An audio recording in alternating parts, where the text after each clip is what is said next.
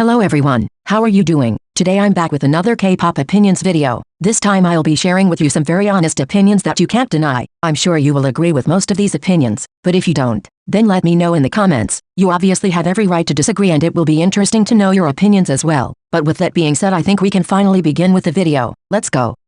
You know nothing about how close members and groups are. I'm so tired of hearing K-pop stans saying things like, my faves are like a real family while your faves are not close and they're just like colleagues instead of friends. Or things like, these two members are not close because I've never seen them posting pictures together. Like what the fuck? Do you seriously judge relationships by the few things you see on camera? Just because there are things you don't see it doesn't mean they don't happen. Stop acting so superior. Your faves are not more friends because they always post pictures when they hang out together. This just pisses me the fuck off because what do you know? Absolutely nothing. That's what you know. Why do you always have to complicate things and assume stuff when you don't know any of these people personally?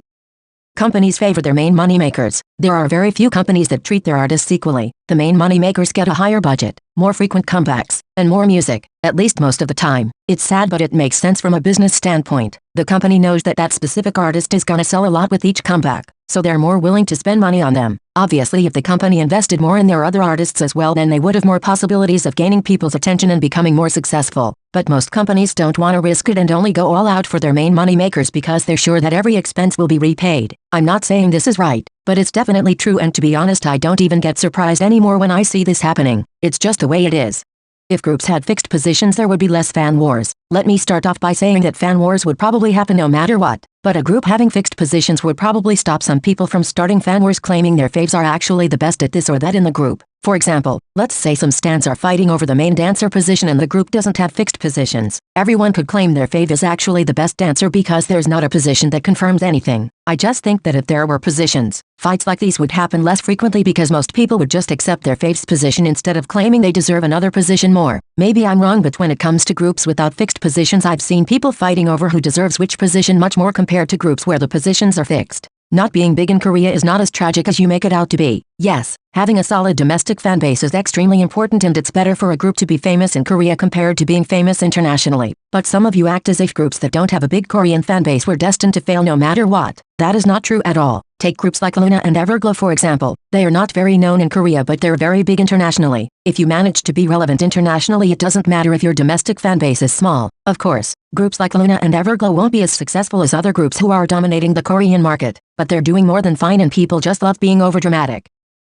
Boy groups could be just as versatile as girl groups if they were given the chance. I think it's undeniable that girl groups are more versatile than boy groups, but that's not because boy groups are incapable of being versatile. It's just that the bad boy and dark concept seems to be what sells the most. Therefore companies hardly ever make their boy groups do different stuff. They want to play it safe and make boy groups do what sells. There are groups like TXT, for example, that are very versatile compared to other boy groups. But you have to keep in mind that they're from HYBE, which is a big and relevant company, so there's no way they will flop, no matter what concept they do. But let's take a small company as an example. They have to do everything in order to have their groups receiving attention, so they're most likely gonna give their boy groups a bad boy concept because more people would be interested in seeing that compared to a cute concept. On the other hand, girl groups with a cute concept seem to get more attention compared to boy groups with brighter concepts, so that's why companies tend to give their girl groups a wider range of concepts. Obviously there are many boy groups that experiment with different stuff, but it just seems like people prefer seeing them doing dark concept anyway. But at the end of the day I'm sure that boy groups could pull off so many different concepts if they were allowed to experiment more.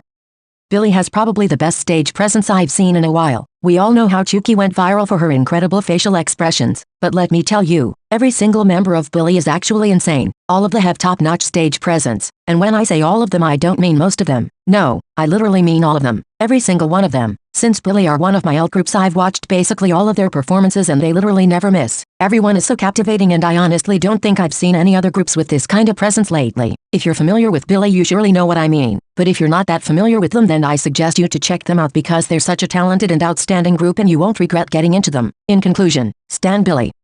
Finding an idol unattractive doesn't make you a criminal. Think about how many times you have seen a person in real life and thought to yourself that they were not your type at all in terms of looks. It has probably happened many times and I bet you think it's only natural finding someone unattractive. It's totally normal. So why are K-pop stans acting as if you were a criminal for not finding an idol attractive? Obviously it's not very nice saying you think an idol is ugly out loud. That's kinda offensive and you should probably keep it to yourself cause you surely don't wanna offend anyone for saying that. But just know that it's totally normal thinking someone is not attractive. You can think whatever you want. It's not a crime.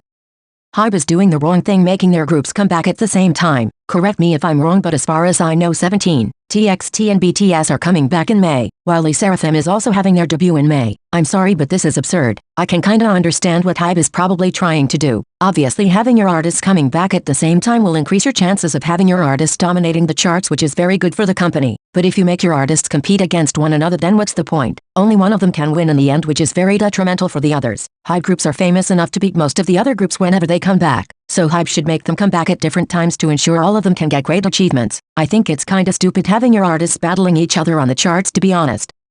Stans of new groups are not trying to be superior. Some of you are so obsessed, I swear. I said this before and I'll say it again. People that stan underrated groups are just minding their own business. They're not trying to look superior for standing new groups instead of popular ones. I've literally never seen anybody saying things like, "At least I stan underrated groups and not Blackpink." Like, what the fuck? Who says that? Some of you act as if everybody was attacking your faves. Let people stan underrated groups in peace instead of making it seem like they stan those groups just to be unique.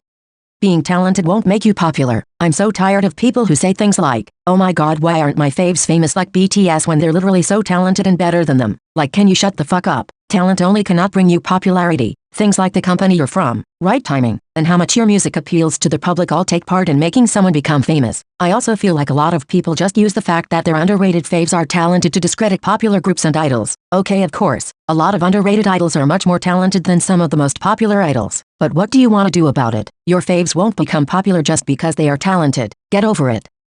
I've charts this well because of their music, not because of Yujin and Wonyoung. I can understand IVE having a lot of pre-debut hype because of Yujin and Wonyoung. I can understand IVE's debut mini-album having a lot of pre-orders because of Yujin and Wonyoung, and I can understand them getting a lot of views because of Yujin and Wonyoung, thanks to all of those people that were curious about them and wanted to support them. But when it comes to their songs doing this well on Korean charts, it's because the general public loves their music. Get over it. Stop invalidating their success by saying it's only because of two members. Not to mention, IVE's songs charted better than a lot of IZ*ONE's songs. Both 11 and Loved IVE have a very unique and particular sound, as well as being very catchy songs. A song doesn't stay on top of the charts for that long just because of two members, especially considering that girl groups mostly have casual listeners instead of dedicated fans. So if they chart this well, it means that Korea loves their music. Everyone loves it, including casual listeners that don't care about supporting the group and just genuinely enjoy their music.